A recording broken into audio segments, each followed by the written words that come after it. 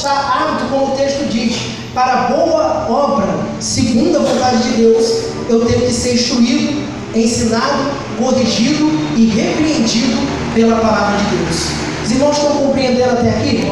Que o que eu estou querendo dizer antes de entrar nos códigos, porque que se nós não entendermos que a Bíblia, ela é o nosso manual de instrução para uma vida saudável, segundo a vontade de Deus, eu não vou ter resultado e eu vou ficar frustrante. Eu não vou entender que por que agora eu estou servindo a Deus e parece que eu estou tendo menos resultados do que antes.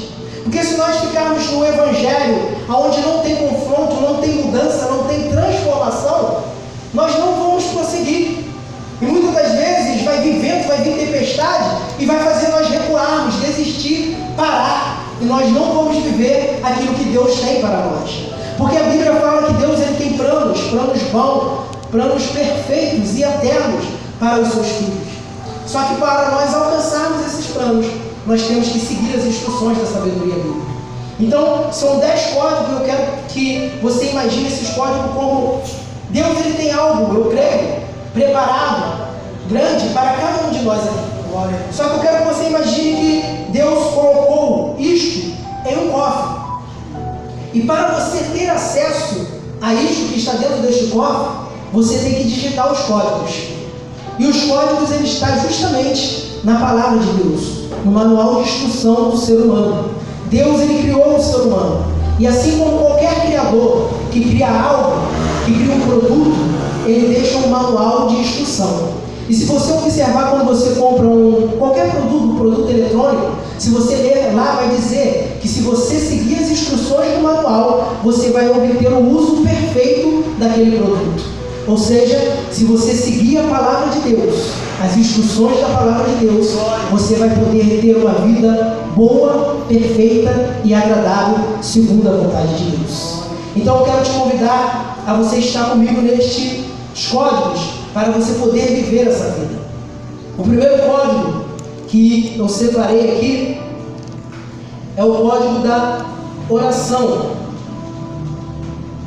Aqui em Isaías 48:17 diz assim: assim diz o Senhor, o seu Redentor, o Santo de Israel: eu sou o Senhor, o seu Deus, que lhe ensina o que é melhor para você, que dirige o caminho que você deve ir.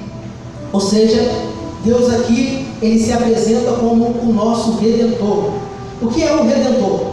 O Redentor é aquele que verdadeiramente pode fazer algo por você. O Redentor é aquele que tem os recursos a qual você precisa para sair de uma determinada circunstância que você está.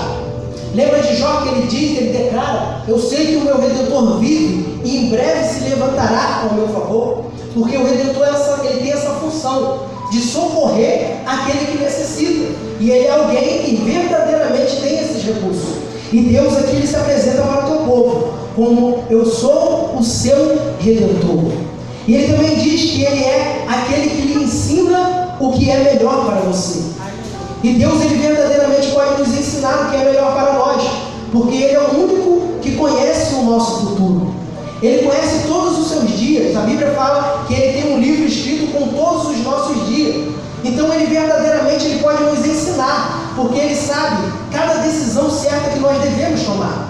Ele sabe por cada caminho que nós devemos ir, que muitas das vezes para nós é enganoso aos nossos olhos, e nós achamos que aquele que vai dar certo, e Deus coloca um outro caminho, nós não entendemos, porque para nós aquele caminho não vai levar a lugar nenhum, a um caminho pior ou mais perigoso, porque Deus ele é especialista em nos conduzir pelo deserto, pelo vale. Mas nós temos que entender que é Deus que está nos conduzindo, e se é Ele que está nos conduzindo, é porque Ele sabe o que é melhor para nós, e Ele sabe qual vai ser o resultado de cada passo que nós vamos dar, segundo a direção dEle. E Ele continua dizendo que Ele é o que te dirige pelo caminho que você deve ir. Então, Ele é o nosso Redentor, Ele é o que pode nos ensinar, porque conhece o nosso futuro, e Ele quer nos conduzir pelo caminho. E aonde entra a oração nisso? É que para você obter acesso a tudo isso, você tem que ter uma vida de oração com Deus. A oração eu coloquei como o primeiro código, e foi muito bom, o decorrer do culto, porque o culto foi voltado para a oração. Tivemos oração a todo tempo aqui, e a oração verdadeiramente é primordial. Se Deus ele tem que entender, né, muitas das vezes nós cometemos o erro de buscar em oração a resposta de Deus somente quando tudo já deu errado.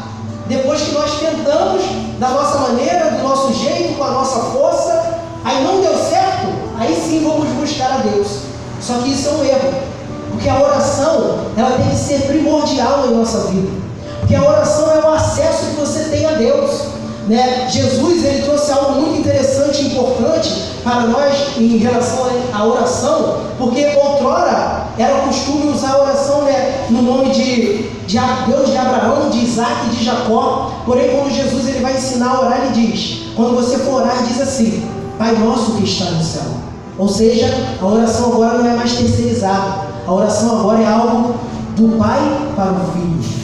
A oração te dá acesso diretamente à vontade de Deus, à resposta de Deus, ao cuidado de Deus. E quando eu entendo isso, coloco como principal na minha vida, tudo que eu pensar em fazer, antes eu vou buscar a direção de Deus em oração. Ele é o nosso Redentor, Ele quer nos ensinar e nos guiar pelo caminho. Mas para eu ter acesso a esse benefício, eu tenho que buscar Ele em oração. Então o primeiro código do cristão é a oração. Não existe um cristão, que cristão significa aquele que pertence a Jesus, que não tem uma vida de oração.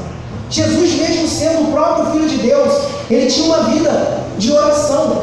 Ele orava a todo momento para poder não perder a comunhão e a intimidade e o relacionamento com Deus.